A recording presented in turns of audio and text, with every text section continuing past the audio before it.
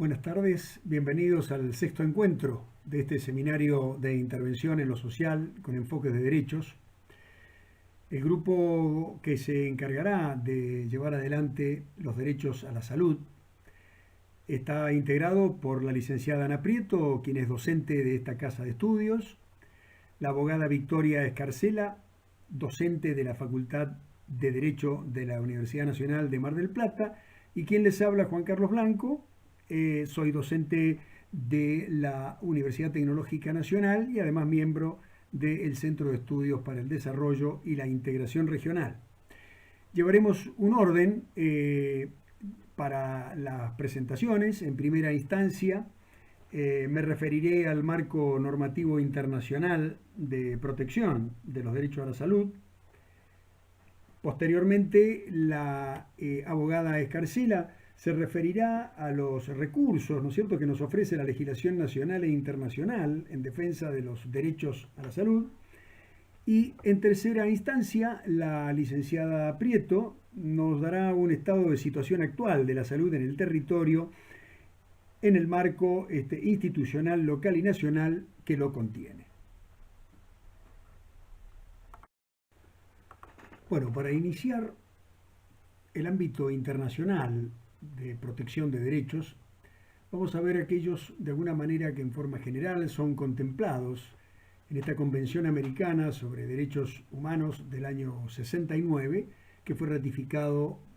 por Argentina en el año 1984. Pero lo importante que acá en su artículo 26 de esta convención se pone énfasis en un principio importante en el derecho internacional de salud respecto a la progresividad de derechos. Así menciona que, insta a los estados parte, ¿no es cierto?, a lograr esta progresividad, ¿no es cierto?, en la efectividad de los derechos que se deriven de estas normas económicas, sociales y sobre educación, ciencia y cultura que estaban contenidos como principios en la Carta Orgánica de los Estados Americanos del año 48.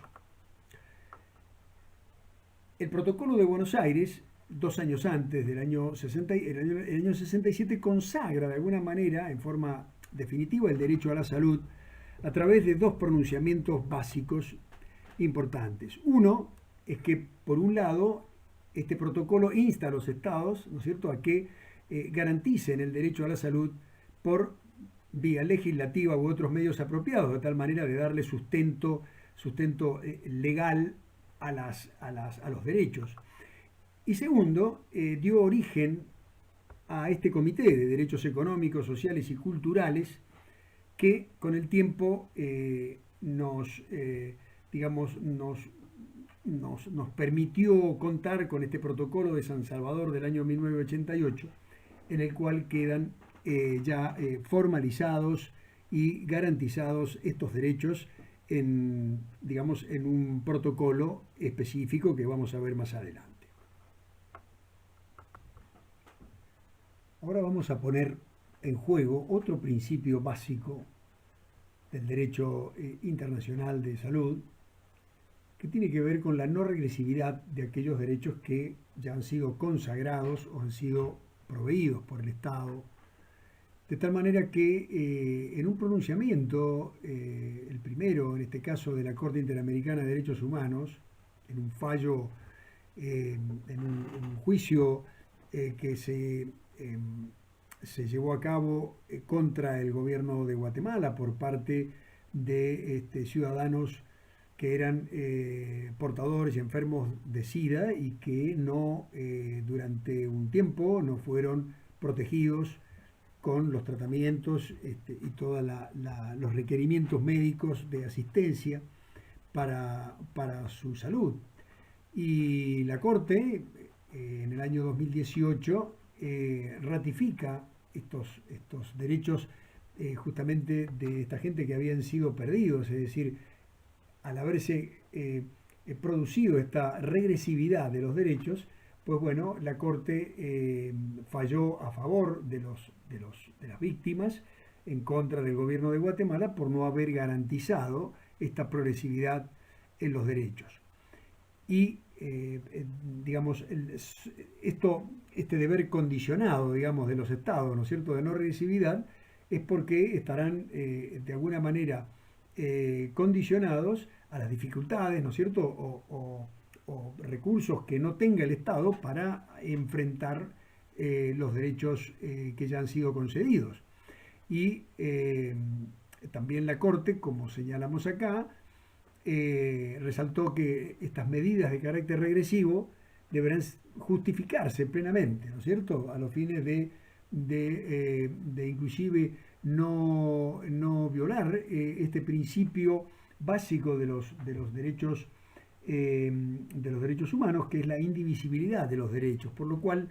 es válida esta observación respecto a que digamos, el principio regresivo debe ser también evaluado respecto a si son dañados otros derechos incluidos dentro de los económicos, sociales y culturales del pacto. Y en el fallo se hace mención a una característica más que se le da a los derechos económicos, sociales y culturales, a los cuales ya jurisprudencialmente se hace mención justamente a la no violación de estos derechos ambientales, lo cual lo van a ver en la bibliografía como DESCA, es decir, derechos económicos, sociales y culturales y ambientales. Bueno, específicamente en el marco normativo internacional con jerarquía constitucional que ya contemplan los derechos a la salud, tenemos acá este Pacto Internacional de Derechos Económicos, Sociales y Culturales de Naciones Unidas, ¿sí?, del año 66, nuestro país lo ratificó en el año 86, y vemos ya taxativamente en su artículo 12, ¿sí?, que los estados partes de este pacto tienen que reconocer el derecho de toda persona al disfrute más alto del nivel posible de salud física y mental. Y entre, de alguna manera, aquellas medidas que deberán adoptar todos los estados a los fines de cumplir con este pacto y hacer cumplir el efectivo cumplimiento de este derecho, figuran algunos de los aspectos esenciales que vamos a ir mencionando, es decir, la reducción de la mortalidad infantil y el sano desarrollo de los niños, o sea, el mejoramiento en todos los aspectos de la higiene del trabajo y del medio ambiente, la prevención, tratamiento de enfermedades epidémicas, endémicas, profesionales de toda índole, y la lucha, ¿no es cierto?, con todas ellas, y la creación de condiciones que aseguren a todos asistencia médica y servicios médicos en caso de enfermedad.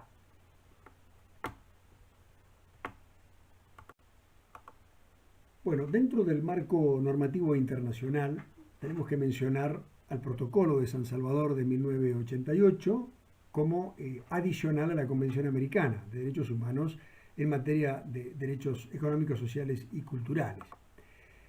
Es importante reseñar que Argentina, bueno, lo ratificó en el 2003, pero no está como protocolo dentro del nexo, digamos, del cuerpo constitucional, dentro de la Constitución Nacional, pero indudablemente tiene jerarquía superior a las leyes, por lo cual es de amplia aplicabilidad a nivel del derecho internacional. Y tiene una característica importante en su artículo 10, cuando define a la salud como el disfrute del más alto nivel de bienestar físico, mental y social. Es decir, incorpora este último aspecto en la definición de salud, reconociendo a la salud como un bien público, ¿sí? O sea que es importante este plus de derechos que este protocolo nos da en la definición de derecho a la salud. Y bueno, internaliza un concepto y una política de salud para que tenga alcance, ¿no es cierto?, en todos los individuos y familias de la comunidad, este principio de atención primaria de salud. La atención primaria de salud como concepto fue también consagrada en el año 1978 en la Convención de Alma-Ata en la ex República Socialista Soviética, eh, y que consagraba este principio justamente que ha perdurado prácticamente hasta nuestros días como el concepto básico para asistir sanitariamente a la población. Este concepto va a ser después tratado y mejor explicado por la licenciada Prieto. En este caso, también este protocolo incorporó un concepto, el derecho a un ambiente sano y contar con los servicios públicos. Así es que ya el ambiente comenzó a, este derecho a tener un ambiente sano empezó a ser consagrado internacionalmente a través de este protocolo. Bueno, en el ámbito de la Constitución Nacional, el derecho de la salud está de alguna manera contemplado en forma explícita o implícita en distintos articulados de la misma. El artículo 14 bis vemos que ya habla de beneficios a la seguridad social y a la protección integral de la familia, el cual de alguna manera se invocan a los fines digamos, de tener sustento constitucional el reclamo de algún derecho a la salud violado. El artículo 31 hace mención a que tanto la Constitución como las leyes de la Nación, que en su consecuencia se dicten por el Congreso, y los tratados con las potencias extranjeras son la ley suprema de la Nación. Por lo cual, como vemos en los sucesivos artículos, no solamente el derecho a un ambiente sano, establecido ya en la Constitución en su reforma del año 1994, en su artículo 41, y este sustancial del artículo 75, inciso 22, que hace mención a todos aquellos pactos, declaraciones, convenciones o protocolos que han sido internalizados en nuestra Constitución con la misma jerarquía y que de alguna manera están invocados ahí los protocolos y las convenciones que hemos hecho mención en los artículos, en los slides anteriores. Acá en el caso del artículo 75, inciso 23, como ven, promueve legislar con medidas tendientes al goce y ejercicio de los derechos humanos y promueve el dictado de regímenes de seguridad social en protección de personas en condiciones de desamparo, por lo cual el derecho a la salud está implícitamente contemplado. Y acá les he agregado de alguna manera la Ley General de Ambiente, la 25675 del 02, porque al ser una ley de presupuestos mínimos, es transversal de alguna manera a todo el marco normativo de la legislación nacional y provincial sobre el manejo y explotación de los recursos naturales y de alguna manera es invocable cuando tenemos que defender los derechos a un ambiente sano, ¿sí? Así que si bien digamos, no está dentro de la Constitución, le estoy diciendo es una ley transversal de un nivel jerárquico inferior, pero dada su característica de norma de presupuesto mínimo de amplia aplicabilidad. Bueno, en el marco de la pandemia a COVID-19, que de alguna manera tiene colapsado al mundo desde diciembre del año pasado, tanto el Comité de Derechos Económicos, Sociales y Culturales de Naciones Unidas, como así también la Oficina de Alto Comisionado de Naciones Unidas para los Derechos Humanos, dieron algunos lineamientos a los fines de instar a los estados a invertir en los sistemas de salud, a los fines de justamente brindar los servicios de salud a toda la población vulnerable, considerada en todos los diferentes ítems de las declaraciones y directrices. Y además la Corte Interamericana de Derechos Humanos, en una declaración de este año, justamente también invoca a los estados a abordar digamos, toda esta problemática con perspectiva de derechos humanos, de tal manera de respetar todas las obligaciones internacionales en tal sentido.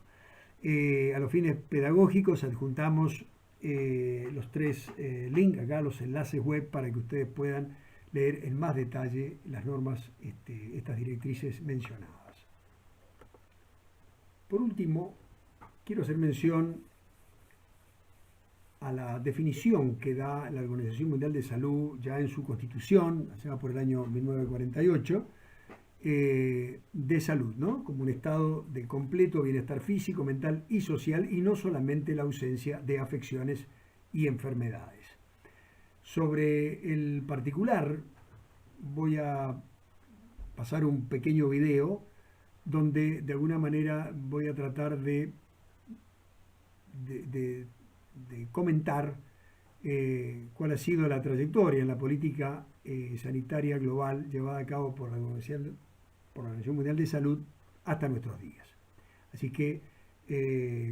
continuamos con el video.